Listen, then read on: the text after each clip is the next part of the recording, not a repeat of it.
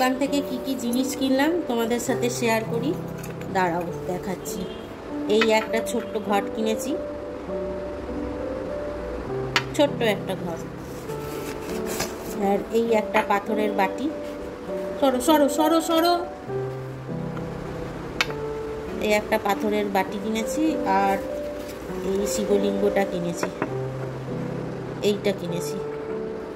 তার সাথে দিয়েছে হচ্ছে এই যে ত্রিশূল, আর কিনেছি এই যে সাপটা, আর এই যে নন্দী মহারাজ। এই যে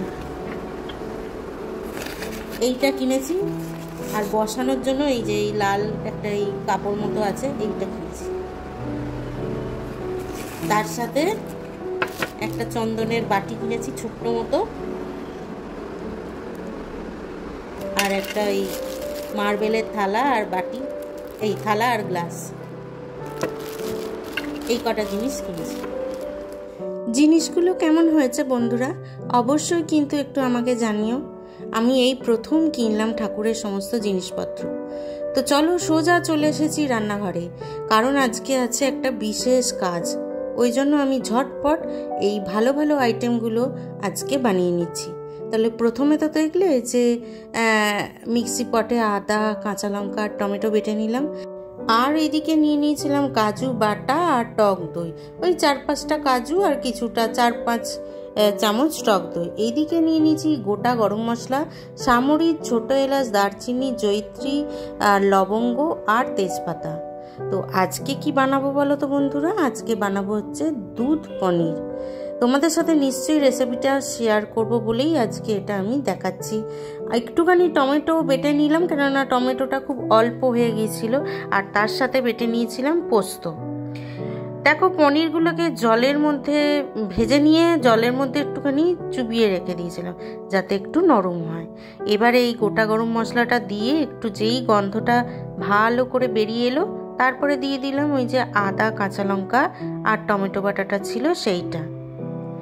বেশ কিছুক্ষণ নাড়াচাড়া করে আরও একটু টমেটো বাটা এর মধ্যে দিয়ে দিলাম। নমস্কার বন্ধুরা, আমি ইন্ডিয়া থেকে পিয়ালি বলছি।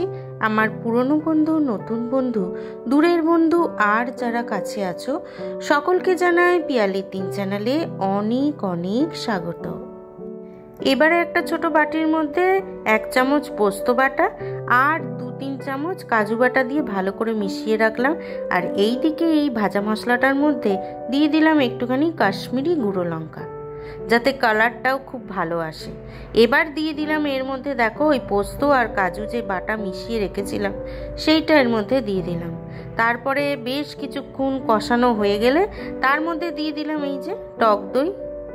যতক্ষণ না উপরে এই তেলটা ভেসে আসবে ততক্ষণ এটাকে কষিয়ে নিতে হবে। রান্নার মধ্যে যত ভালো করে কষাবে তত তার টেস্টটা আসবে। এরপরে দিয়ে দিলাম স্বাদ মতো নুন, আর ব্যালেন্সের জন্য দিয়ে দিলাম একটুখানি চিনি। এই দেখো এ পাশ থেকে দেখেছো তেল ছেড়ে দিয়েছে। এবারে দেখো মিশিয়ে দিলাম পনিরগুলো। ব্যাস এবার একটু এর সাথে কষিয়ে নিয়ে তারপরেই তো আসল জিনিস।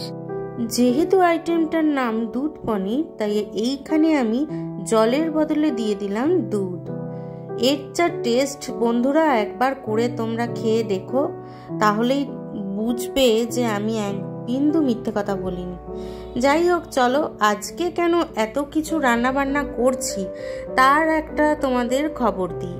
অ্যাকচুয়ালি হয়েছে কি, তার আগে বলে দিই, এই যে দেখো একটু গরম মশলা আর ঘি আর একটু কেসুরি মেথি দিয়ে এটাকে ভালো করে নাড়াচাড়া করে ব্যাস আমার রান্না রেডি। একটু চাপা দিয়ে রেখে দেবো।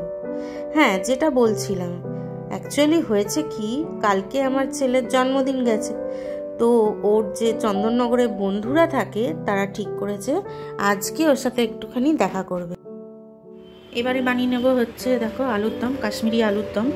তো ওই জন্য আগে তো আলুগুলো সেদ্ধ করে রেখে দেওয়া ছিল। আমার একটু সুবিধার্থে আমি আগেই সকালে উঠে এটা আগে সেদ্ধ করে রেখে দিয়েছিলাম, ঠান্ডাও হয়ে গেছে। এদিকে দুধটা জাল দেওয়া হয়ে গেলে এখানে চাপিয়ে দেবো, কারণ আমি এখন চাপাচ্ছি না দুধটা, তাহলে যদি ছিটকে তেলগুলো পড়ে দুধটা কেটে যাবে। তো সেই জন্য এখন চাপাচ্ছি না, দুধটা হয়েই এসছে। আর ওইদিকে চলো, দাঁড়াও একটু কমিয়ে দিয়ে যাই, নালে উঠলে যাবে। ওইদিকে চলো ছেলের ঘরটা এই ফাঁকে দুধটা চাপিয়ে, দাঁড়া দেখো চিনুনি ঘুমাচ্ছে, ছেলের ঘাটটা দুধটা চাপিয়ে এই যে পরিষ্কার করে নিলাম, একদম চাদর টাদর পেতে নিলাম একেবারে। ওর বন্ধুরা একটু পরেই এসে যাবে, আজকে ওর বন্ধুরা আসবে বলেছে, তো ওরা ট্রেনে উঠে পড়েছে।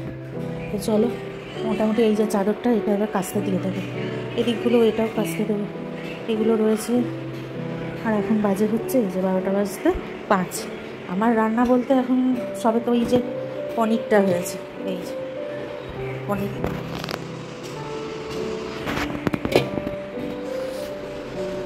তো চলো ওইদিকে আলুর দমটা করে তারপর পোলাওটা করবো। বাপরে হাঁপিয়ে গেছি।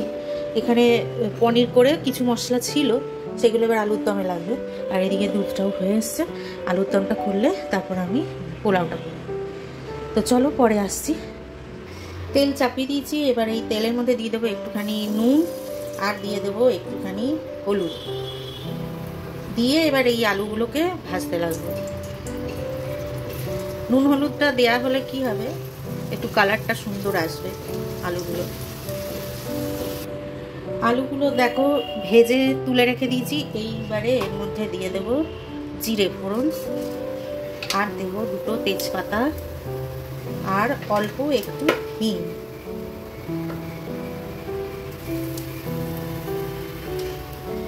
এবারে একটু এই ফোড়নটা হয়ে গেলে এর মধ্যে আদা, কাঁচা লঙ্কা আর টমেটো বাটাটা দিয়ে দেবো। ফোড়নটা হয়ে গেছে, এবার এর মধ্যে আদা, কাঁচা লঙ্কা আর টমেটো বাটাটা দিয়ে দেবো। দেখো বেশ খানিকটা কষা হয়ে গেছে, তেলটাও ওপরে ভেসে উঠেছে।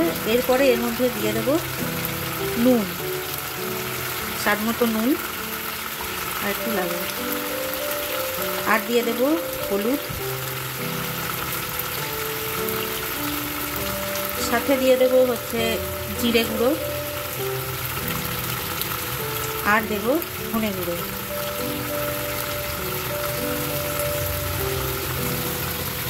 লঙ্কা গুঁড়োগুলো একটু পরে দেবো, আগে এটার সাথে কষিয়ে নিই ভালো করে।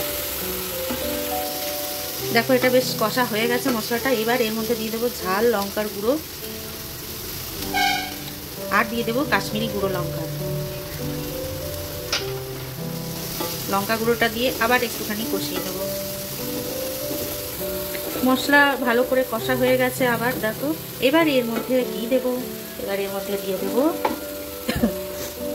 কাজু বাটা। ওই একই মশলা কিন্তু একটু ভিন্ন টাইপ, তার সাথে কিছু মশলা অ্যাড হয়েছে। এটা একটু কষা হয়ে গেলে এবার এর মধ্যে দিয়ে দেবো হচ্ছে টক দই।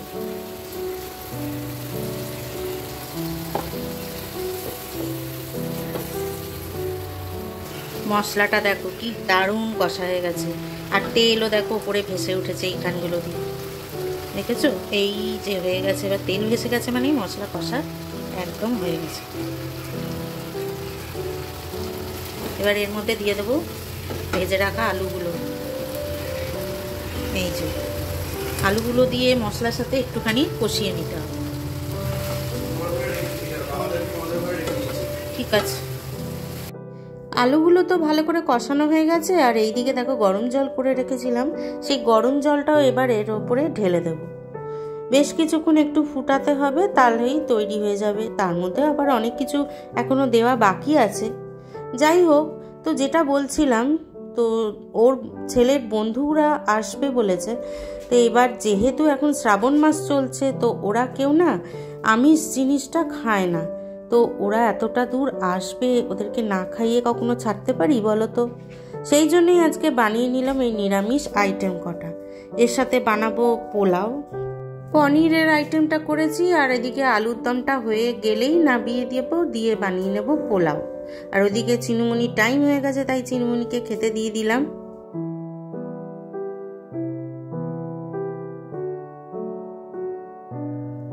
এই দেখো তৈরি হয়েই এসছে আমার এই দেখো আলুর দম নিরামিষ।